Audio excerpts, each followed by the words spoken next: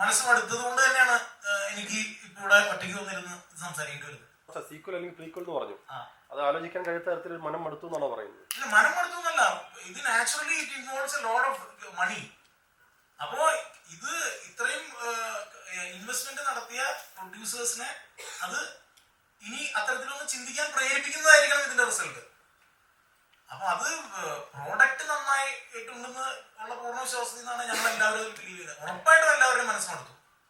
കാരണം അത്രയും ബുദ്ധിമുട്ടുകൾ ഇതിൽ പുറകിൽ അത് നമ്മൾ കൗണ്ട് ചെയ്ത് പറയല്ല, അതൊരിക്കലും പറയേണ്ടതില്ല എന്നാണ് എനിക്ക് തോന്നുന്നത്. അത് ഒരിക്കലും ഇത് തിയേറ്ററിലിരിക്കുന്ന ഓഡിയൻസ് അത് അറിയേണ്ട കാര്യം പോലുമല്ല.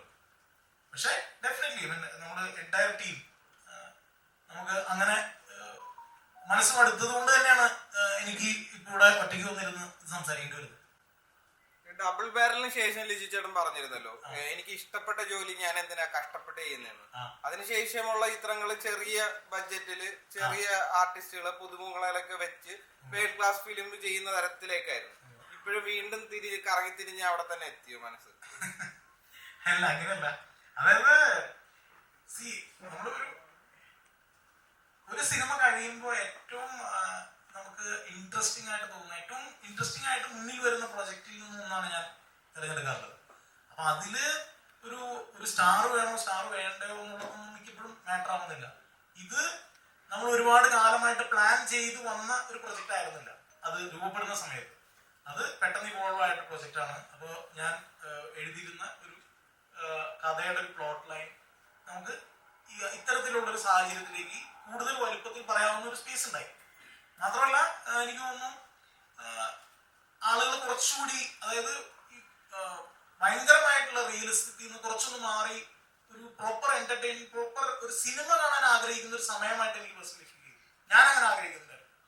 കാരണം വെച്ചിട്ടുണ്ടെങ്കിൽ നമ്മള് വേറെ ഒന്നിനെ പറ്റി ആലോചിക്കാതെ, വേറെ ഒരു പൊളിറ്റിക്സും ആലോചിക്കാതെ, ഒന്നും ചിന്തിക്കാതെ just watch A cinema in theatre, അതിനുവേണ്ടി തന്നെയാണ് ഇത് രൂപപ്പെടുത്തിയത്. അപ്പൊ ഇതെല്ലാം ചേർത്ത് വെച്ചിട്ട്, അല്ലാതെ ഈ പറഞ്ഞതുപോലെ അങ്ങനെ വട്ടവെത്തിയത് അല്ല.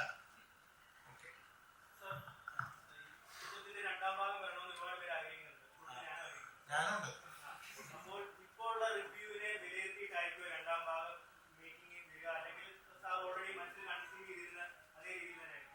അല്ല, ആദ്യം തന്നെ ഇത് കണ്ടെല്ലാവരും വിജയിപ്പിക്കാൻ വന്നിട്ട് നമുക്ക് അതിലേക്ക് കിടക്കാൻ പറ്റുള്ളൂ.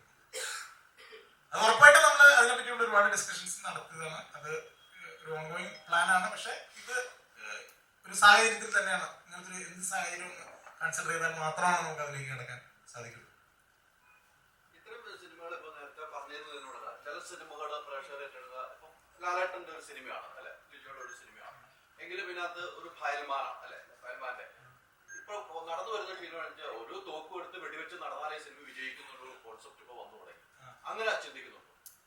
അത് ഞാൻ ഇപ്പൊ നമുക്ക് ഉണ്ടായിട്ടുള്ള ഈ വേഗത, നമ്മുടെ ചിന്തയുടെ വേഗതയുടെ ഒരു ഇഷ്യൂ ആയിരിക്കണം. നമ്മള് ഈ ഒരു 30 സെക്കൻഡ്സോ 1 മിനിറ്റോ കൂടുതൽ നമ്മുടെ ഫോക്കസ് നിൽക്കുന്നില്ല. നമ്മൾ റീൽസ് അതിലേക്ക് പോകണം. നമുക്ക് ആ അറ്റൻഷൻ സ്പാൻ ആവശ്യപ്പെടുന്ന സിനിമയല്ല വാലിബൻ. വാലിബൻ കുറച്ചുകൂടി നമുക്ക് അതിന്റെ ലോകം മനസ്സിലാക്കി അതിലേക്ക് കടന്ന് കഥാപാത്രങ്ങളിലൂടെ സഞ്ചരിക്കുന്ന സിനിമയാണ്. അപ്പൊ ഈ പറഞ്ഞതുപോലെ നമ്മൾ 10, 20, 30 കട്ട്സ് ഒരു 5 സെക്കൻഡിലിട്ട് ഉള്ളൊരു തരത്തിലുള്ളൊരു വേഗത നമ്മുടെ സിനിമയ്ക്കില്ല. പക്ഷെ നമുക്ക് ഏറ്റവും ഇഷ്ടപ്പെട്ട ഒരാൾ നമ്മുടെ കൂടെ ഇരുന്ന് കഥ പറയുന്നതിന് സുഖമുണ്ട്. അപ്പൊ അതിലേക്കാണ് നമ്മൾ ക്ഷണിക്കുന്നത്.